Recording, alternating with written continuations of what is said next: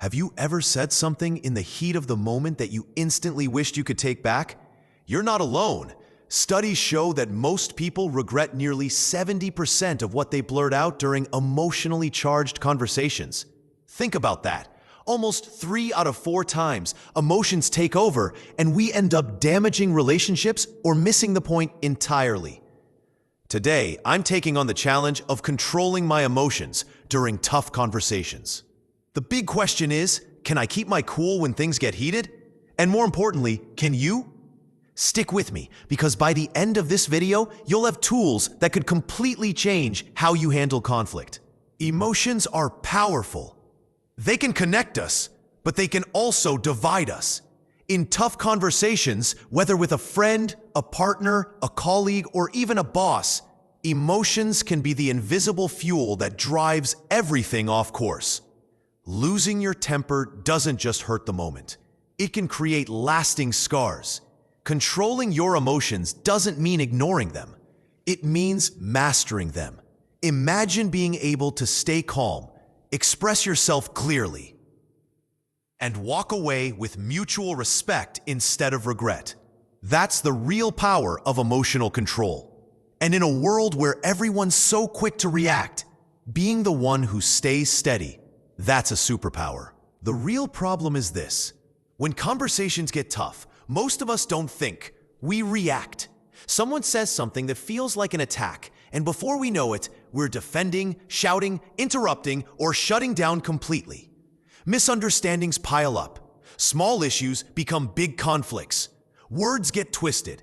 Tone gets sharper. And soon, it's not about solving the problem. It's about winning the argument. And here's the truth. When emotions take the driver's seat, clarity goes out the window. What could have been a productive discussion turns into a battlefield. This is the challenge. How do we stay calm when our emotions want to take control? So how do we actually control our emotions in tough talks? First, pause before responding. Even a single deep breath can stop you from saying something you'll regret. Second, listen actively.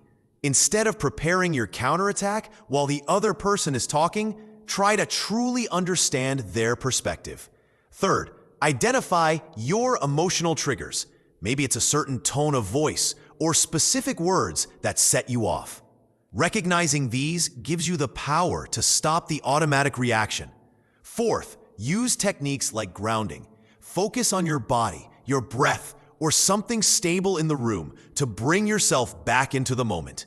And finally, remind yourself of the bigger picture.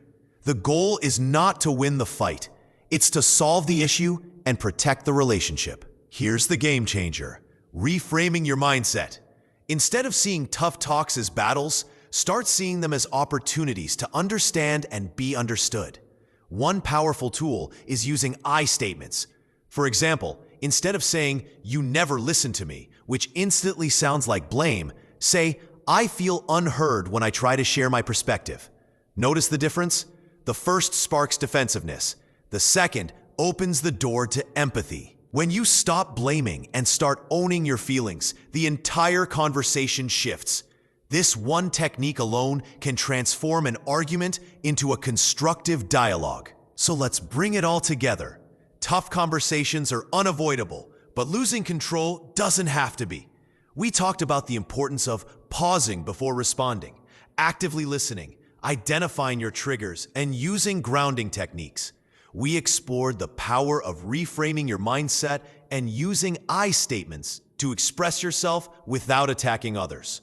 When you master these skills, conversations that once ended in anger or silence can now end with solutions, respect, and even deeper connection.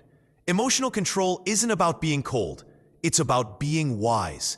It's about choosing clarity over chaos, peace over reaction,